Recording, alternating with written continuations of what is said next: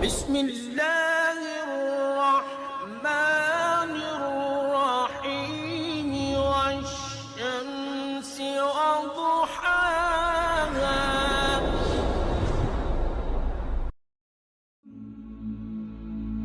Islamic hub کے معزز دوستوں، میں ہوں ماجد ملک اور آپ تمام دیکھنے اور سننے والوں کو السلام علیکم.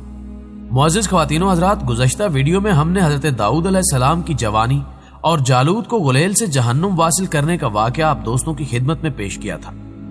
اس جنگ کے بعد طالوت نے آپ علیہ السلام سے دشمنی کیوں مول لی، کیسے اللہ پاک نے آپ علیہ السلام کو نبوت و بادشاہت عطا کی، یہ سب جاننے کے لیے آج کی اس اہم ویڈیو کو آخر تک ضرور دیکھیے گا.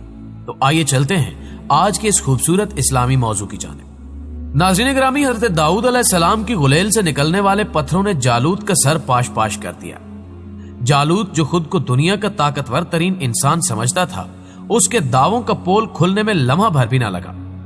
فلسطینی فوج اچانک بازی پلٹتے دیکھ کر سراسیمگی کا شکار ہوئی.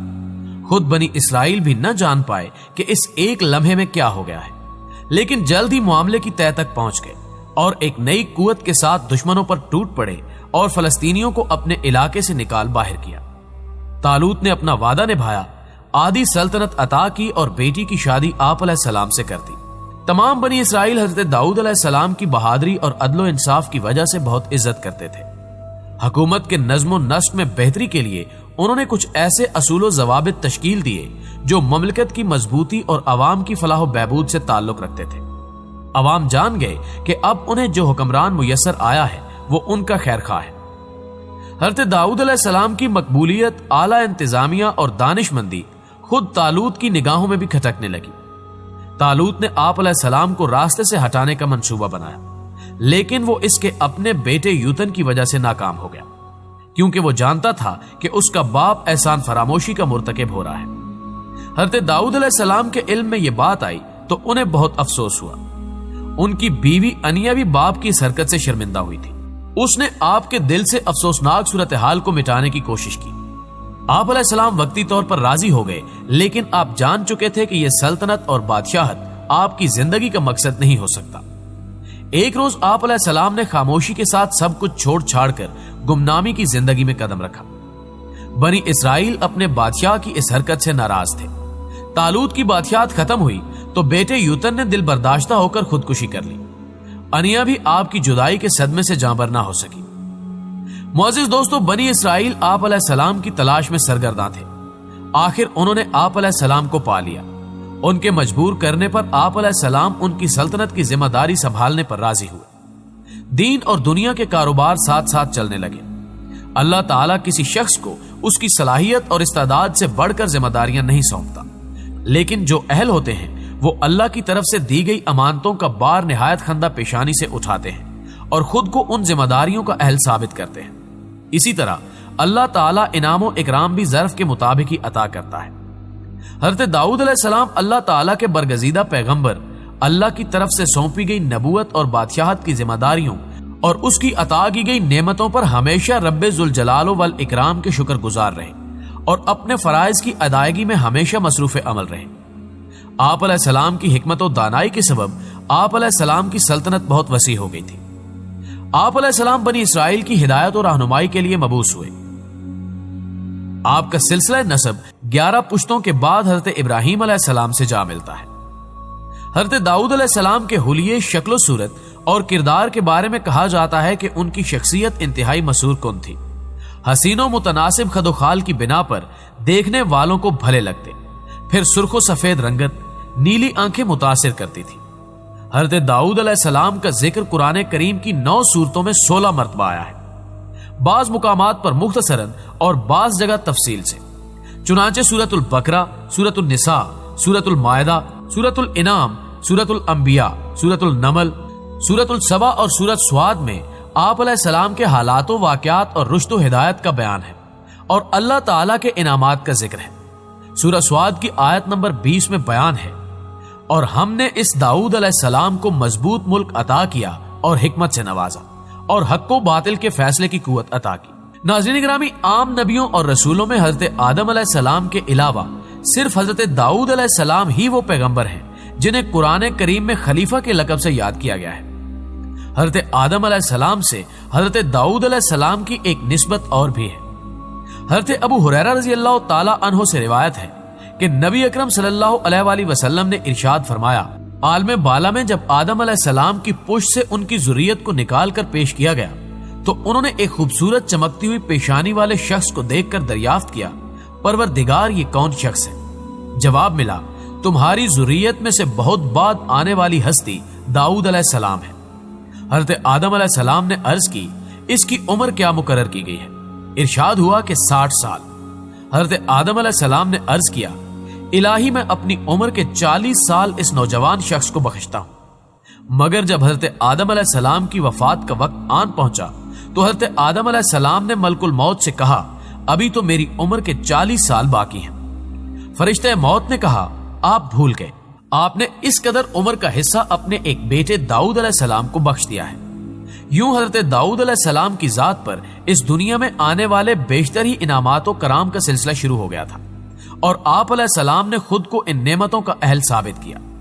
آپ کے ذمہ رسالت و نبوت اور حکومت و سلطنت ہر دو فرائض تھے۔ نظام حکومت و سلطنت کو درست انداز میں چلانے کے لیے شعور و ادراک کے ساتھ ساتھ شجاعت و جرأت کی بھی بڑی اہمیت ہے۔ اللہ تعالیٰ نے یہ اوصاف بھی آپ علیہ السلام کو عطا کیے ہیں۔ آپ کے عہد میں فتوحات کا دائرہ بہت وسیع ہوا۔ اس کا سبب یہ تھا کہ آپ علیہ السلام اللہ کی جانب سے دیے گئے احکامات پر پورے طور سے عمل پیرا رہے، کیونکہ خدا کی ہدایت تھی کہ چونکہ ہم نے آپ علیہ السلام کو زمین پر اپنا خلیفہ مقرر کیا ہے، اس لیے آپ کا بنیادی کام حق و انصاف کے مطابق فیصلہ کرنا ہے، اور اس کام کے لیے خواہشات نفسانی کو رد کرتے ہوئے یوم حساب کو ہمیشہ پیش نظر رکھنا ہوگا، یعنی امور سلطنت کی بجا آوری میں امانت و دیانت کا لحاظ رکھنا اور خدا کا خوف اور آخرت کی فکر رکھنا لازم ٹھہرا۔ جب نظام سلطنت خدا کے احکامات کے مطابق چلایا جا رہا ہو، وحی کے ذریعے بھی اللہ تعالیٰ کی مدد شامل حال ہو، تو آپ علیہ السلام کی ہیبت، رعب و دبدبہ اور شان و شوکت سے انکار ممکن نہیں۔ یہی وجہ ہے کہ ان کے کیے گئے فیصلوں سے انحراف کی جرأت جن و بشر میں سے کسی کو بھی نہیں تھی۔ ناظرین گرامی، حضرت داؤد علیہ السلام کے حوالے سے ایک اہم واقعہ بھی پیش کرتے چلے۔ کہا جاتا ہے کہ شہر ایلیا دریا کے کنارے آباد تھا۔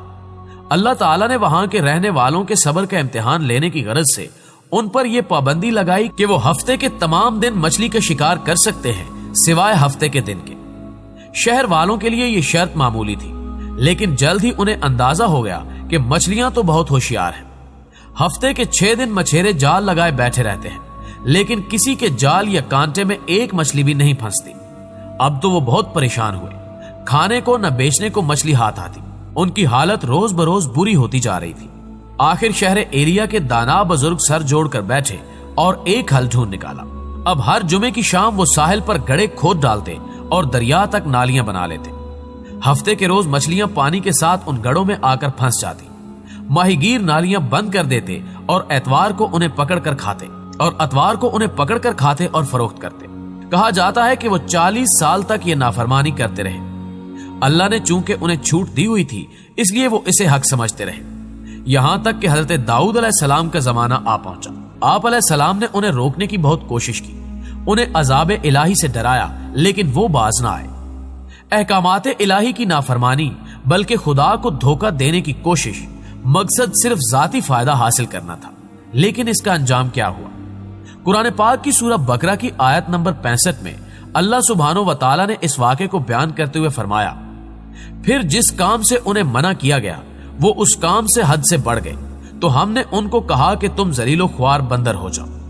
مچھلی کے گوشت نے ان کے پیٹ میں ایسی اذیت ناک صورت پیدا کی کہ ان کی جلد نے بندروں کی کھال کی شکل اختیار کی اور ان کی صورتیں بندروں کی شکل میں بدل گئی، لیکن اس طرح کہ ہر مرد، عورت اور بچہ پہچانا جاتا تھا کہ کون ہے۔ بوڑھے لوگ سور کی شکل میں دکھائی دینے لگے۔ کہا جاتا ہے کہ یہ پوری قوم 3 دن کے اندر ایڑیاں رگڑ رگڑ کر ختم ہوئی۔ ایک صفت اور بھی ایسی تھی کہ جس کی تعریف حضور صلی اللہ علیہ وآلہ وسلم نے خود کی۔ آپ صلی اللہ علیہ وآلہ وسلم فرماتے ہیں کہ اللہ تعالیٰ کے نزدیک سب سے پسندیدہ نماز داؤد علیہ السلام کی ہے، اور سب سے پسندیدہ روزے داؤد علیہ السلام کے ہیں۔ وہ آدھی رات سوتے، 1/3 رات عبادت کرتے اور پھر رات کے 6 حصے میں سو جاتے تھے، اور ایک دن روزہ رکھتے اور ایک دن افطار فرماتے تھے، اور جب دشمن سے مقابلہ ہو جاتا تو فرار اختیار نہ فرماتے تھے۔ بلا شبہ وہ اللہ کی طرف بہت رجوع کرنے والے تھے۔ ناظرین محترم، حضرت داؤد علیہ السلام کو عبادات سے لگاؤ اس قدر تھا کہ ان کی شعوری کوشش تھی کہ دن کے 24 گھنٹوں میں وہ خود یا ان کے گھر کا کوئی نہ کوئی فرد عبادت میں مشغول رہے، یعنی کوئی لمحہ ایسا نہ گزرے جس میں وہ یا ان کے گھرانے کا کوئی فرد مصروف عبادت نہ ہو۔ چنانچہ آپ نے ایسا ہی نظام الاوقات مرتب کر رکھا تھا۔ ایک مرتبہ ایسا ہوا کہ ان کے دل میں احساس فخر جاگا اور اپنی اور اپنے گھرانے کی عبادت گزاری پر خوش ہوئی۔ اللہ تعالیٰ نے فرمایا کہ توفیق عبادت بھی میری ہی عطا کی ہوئی ہے، میری مدد شامل نہ ہو تو یہ تیرے بس میں نہیں۔ پھر ایسا ہوا بھی کہ ایک دفعہ جب آپ اپنے نظام الاوقات کے مطابق عبادت میں مصروف تھے اور آپ کے خاندان کے کسی اور فرد کی عبادت کا وقت نہ تھا، آپ کی عبادت گاہ میں ناگاہ 2 اشخاص دیوار پھاند کر آ گئے۔ آپ علیہ السلام گھبرا گئے، لیکن انہوں نے کہا کہ ہم اپنے ایک مقدمے کے فیصلے کے لیے آپ کے پاس حاضر ہوئے ہیں۔ مسئلہ یہ ہے کہ میرے اس بھائی کے پاس 99 دمبیاں ہیں جبکہ میرے پاس صرف ایک ہے۔ یہ زبردستی مجھ سے میری دمبی لینا چاہتا ہے۔ آپ علیہ السلام نے فرمایا کہ یہ تیری دمبی اپنی دمبیوں میں ملانے کے لیے تجھ سے مانگتا ہے، بے شک ظلم کرتا ہے۔ یہ وقت آپ علیہ السلام کی عبادت کا تھا، نہ کہ عدالت لگانے کا۔ آپ علیہ السلام نے صرف مدعی کا بیان سنا اور فیصلہ سنا دیا۔ قابل غور بات یہ ہے کہ مقدمہ معمولی نوعیت کا تھا، سبھی جانتے ہیں کہ اس کا کیا فیصلہ ہوگا۔ پھر اتنا اہم بھی نہ تھا کہ فریق دیوار پھاند کر عبادت گاہ میں آ گئے۔ چنانچہ حضرت داؤد علیہ السلام جان گئے کہ یہ اللہ کی طرف سے بھیجے گئے فرشتے تھے جو آپ علیہ السلام کا امتحان لینے آئے تھے۔ سورہ سواد کی آیت نمبر 25 میں بیان ہے، اور داؤد نے خیال کیا کہ اس واقعے سے ہم نے ان کو آزمایا ہے، تو انہوں نے اپنے پروردگار سے مغفرت مانگی اور جھک کر گر پڑے اور اللہ کی طرف رجوع کیا تو ہم نے ان کو بخش دیا، اور بے شک ان کے لیے ہمارے ہاں قرب اور عمدہ مقام ہے۔ معزز دوستو، آج کی ویڈیو یہیں اختتام پذیر کرتے ہیں۔ اس کے بعد کیا واقعات رونما ہوئے، اس کا تذکرہ اگلی ویڈیو میں کیا جائے گا۔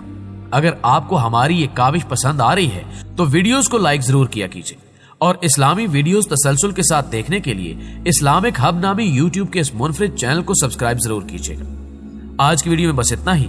اگلی ویڈیو تک کے لیے اللہ نگہبان۔